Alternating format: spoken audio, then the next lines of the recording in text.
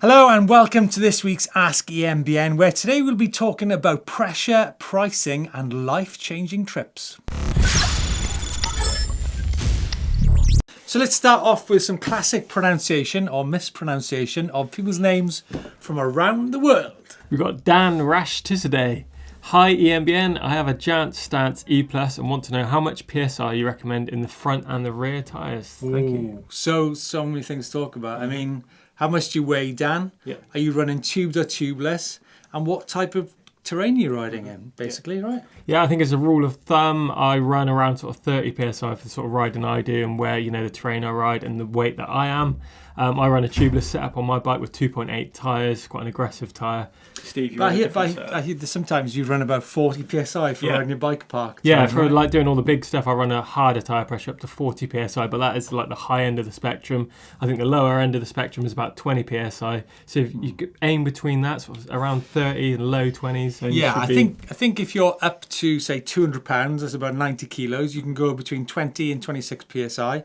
Whereas if you're over that weight, then maybe 26 to 30 is a good benchmark. As an example, a World Cup downhill rider who might weigh about 70 kilos on average runs about 24 PSI front and rear, and that's with a tubeless or tube setup with thick wall downhill tyres. SJA is asking why us lot sit on our seats when we're doing pieces of camera. The question though is, when choosing the right size of e-bike, should you be able to have your feet on the ground when the seat is at its lowest? As I am 5'10", I bought a shorter seat post that I can do this on my large high bike for riding in the snow and ice in Alberta. Is the question, Chris, not just about how low you can drop the post? I mean, there's another question there. Yeah. SJA is, do you actually have a dropper post? Yeah, exactly. Is what the maximum height is. Yeah, I think it's vitally important. I think with the seat being slammed, that you can reach the ground quite easily. I can put both my feet flat easily. Same here. Yeah, same here. But what is more important is getting the seat up into the right position, because that's where it really matters when you're riding your bike. Make sure that's in an efficient riding position. And to take that one stage further, me and Chris have done a video on whether you should have your seat lowered or highered when you're doing some technical climbing. So Chris, here's the incline, and it's a big one. We've got a climbing rope in the middle, look. Right, so we're going to put some times in, stood up and sat down, and it's simple as that. See what's fastest.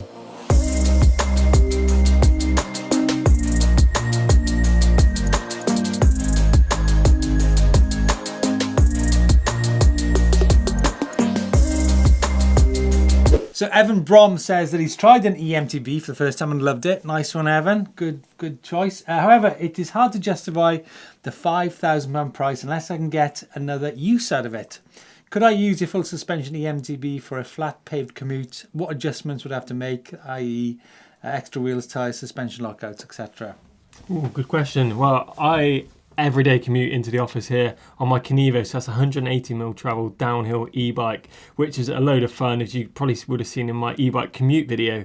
But yeah, if you wanted to make the most out of it, I'd probably stick a set of slick tyres on there. And the reason for that is not to make it faster, just to save your tyres, save your quite expensive super tacky tyres on the bike. I wouldn't bother too much about suspension lockout and things like that. It isn't so essential on an e-bike these days. It's a bit of a grey area. I don't think you need it because the e-bike's pretty efficient as it is. What I will say though is if you've got a full suspension bike and you're carrying a bag for commuting, then if you've got hills involved, then sometimes if you've got a lot of weight in the back, the bike can sag back, which makes climbing quite difficult. Yeah, so maybe just adjust the suspension if you can. If you've got air shock and stuff, just stick a bit of poundage in there just to up that sag on the bike. But apart from that, really capable bike. As I say, we've done a really cool commute video. Think about your route. Try adding in any pump tracks, skate parks and any urban areas that can add a bit of variety to your commute.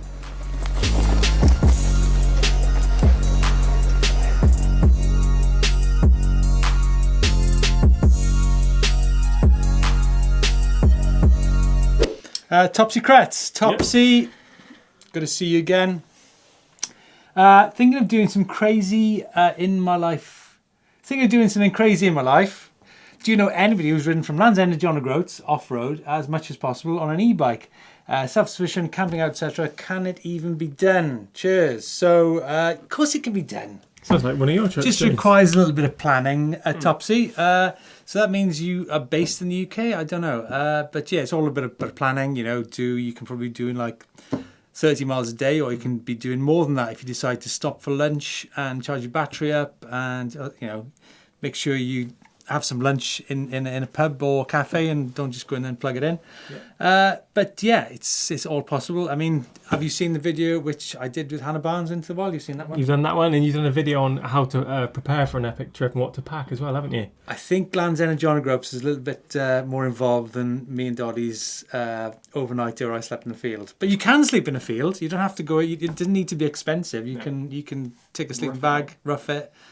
Yeah, anything's possible, Topsey. So anyway, for now, if you guys haven't seen any adventures like that, here's Into the Wild, which I did with Hannah Barnes. We've got 8 hours to get across the Knoydart Peninsula. It's going to be so good, and we have till mid-afternoon to beat the rain, so we've Heavy got rain. to get going. I'm glad you're upbeat about this. It's going to be good. It's nice now. 8 hours to get across the peninsula, and there's a bridge, A non-existent bridge. So we'll... It's actually making me feel sick, because if we get there, we're halfway through that peninsula, and there's no way crossing that river. We've got to come back and call a taxi driver back. There's no signal. Oh, very true. Meanwhile, WELSHROB in Ireland. Loving the show, lads. Thanks, WELSHROB in Ireland. I've just booked my first MTB trip to Spain. Can you bring your eMTB with you on the plane, or should I just hire one out there? I know there's some restrictions on batteries, but only the non-removable ones, I think. No, definitely you won't be going anywhere near a plane with an e-bike or an e-bike battery.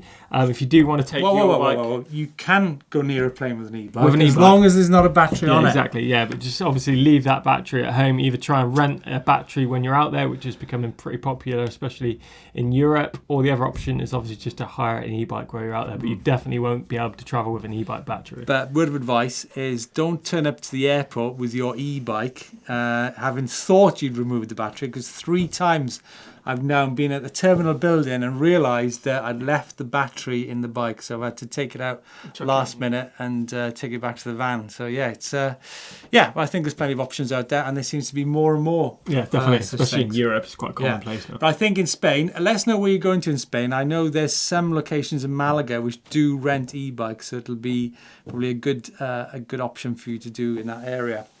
Meanwhile, Mr. MRMIATZE, I'm looking for Kenevo. I'm looking for a Kenevo. I have to say this will be my only bike, and it should shed the trails and be able to do some cruising on, let's say, normal tours. I like the idea of an SUV out on the trails, which is also suitable for touring. Would you recommend the Kenevo for that kind of riding? The speed uphill is not the most important thing in my riding. Best wishes from Germany. You guys are awesome. That's very kind. Thank you very much. Mr. MRMIATZE.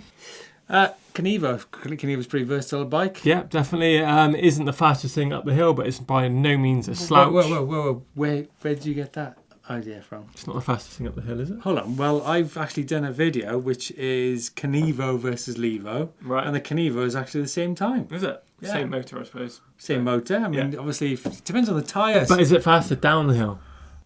Well, funnily enough, the Levo, which is 135 mil travel bike, was faster down the hill, but it depends on the hill that you're riding down. Yeah, definitely. But yeah. But maybe, Mr. MRMIATZE, you should maybe consider the new Turbo Levo, which has got 29-inch tyres and a bigger volume battery on there, which gives you increased range. So if you want to see more about that bike, there's a video coming up here right now. With a ground-up redesign, this bike has lost a big chunk of weight. In fact, this new Levo is one of the lightest e-mountain bikes in the world. It's nimble, it's fun, and guess what? The range on the Levo has increased by 40%. That is massive. The mood of the Levo remains. It's always been about living for the ride, not riding for the levers, the buttons, and the relays.